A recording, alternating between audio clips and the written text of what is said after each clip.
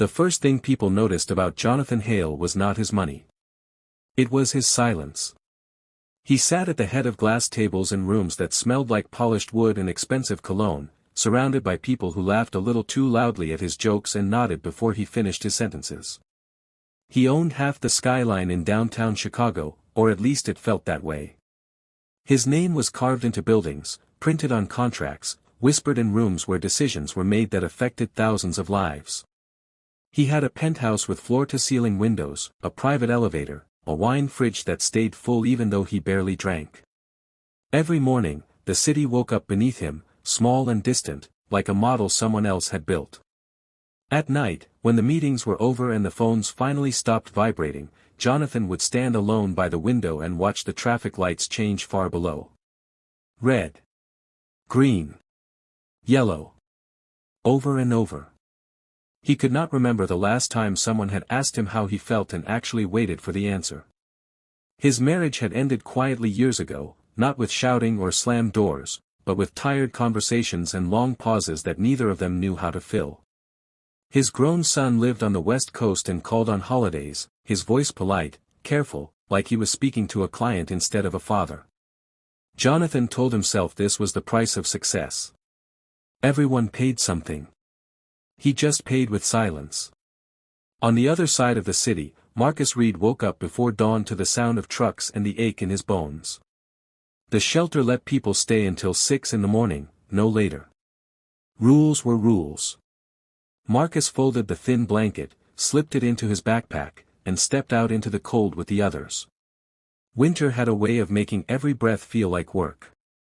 His hands were cracked, his boots worn thin, but he still nodded at the security guard and thanked him. Habit, maybe. Or dignity. Or both. Marcus had once had a small apartment, a job at a printing shop, a wife who laughed loudly and believed tomorrow would always be better.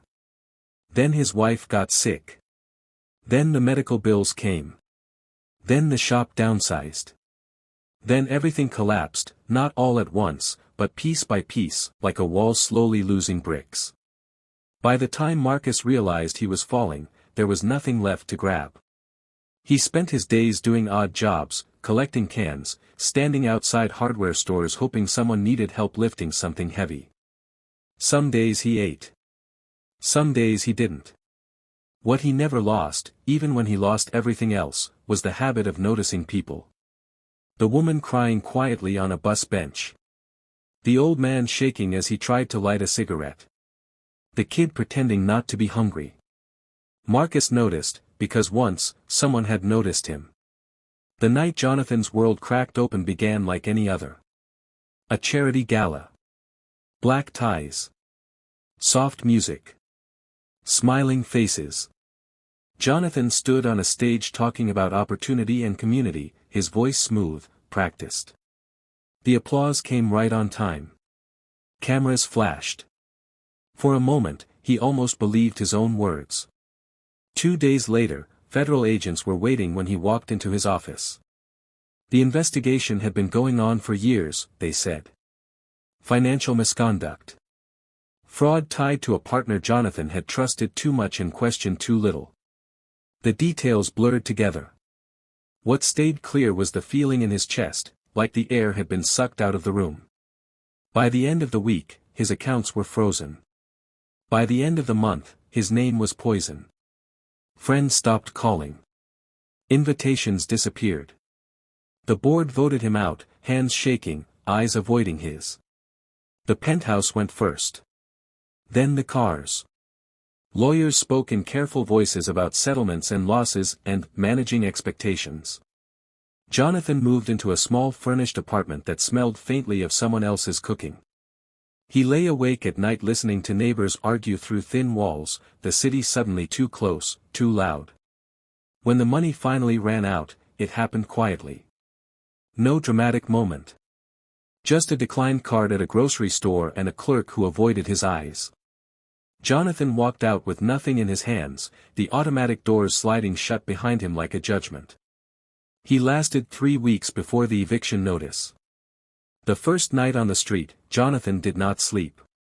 He sat on a bench under an overpass, coat pulled tight, watching his breath fog the air.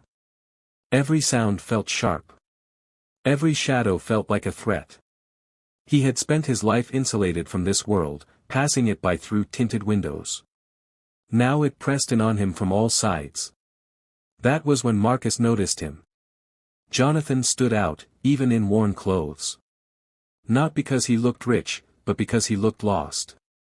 His eyes darted, his posture stiff, like he was waiting for someone to tell him he didn't belong. Marcus approached slowly, hands visible, voice calm. "You okay, man?" he asked.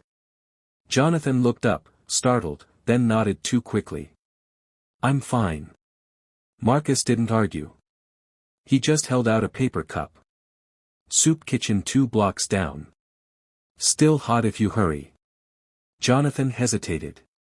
Pride rose up, sharp and useless. Then his stomach growled, loud enough to answer for him.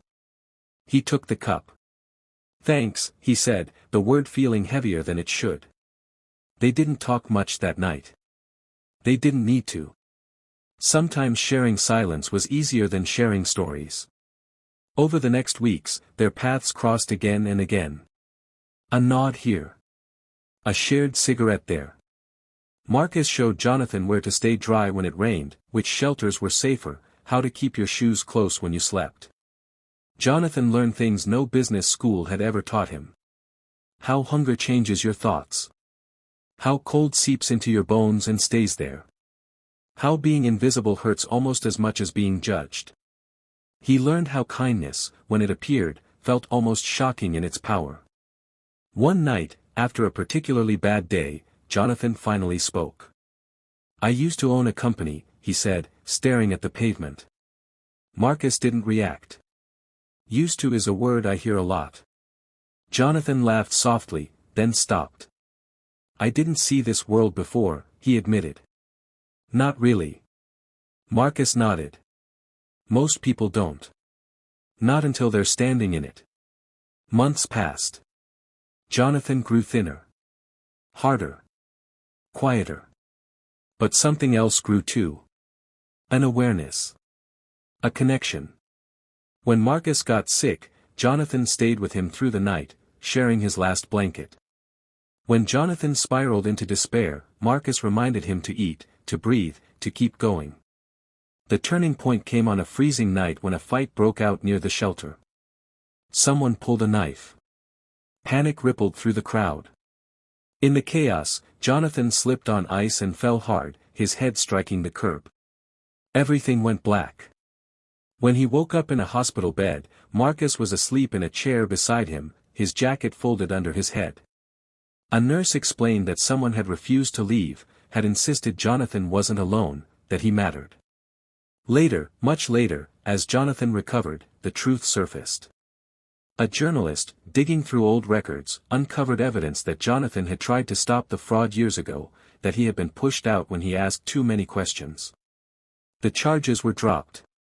His name was cleared, partially. Enough for offers to return, to rebuild, to reclaim what he had lost. Jonathan stood outside the courthouse with the letter in his hand, the city buzzing around him. Marcus waited nearby, watching carefully. "You could go back," Marcus said quietly. Jonathan looked at the paper, then at the streets that had taught him more about life than any boardroom ever had.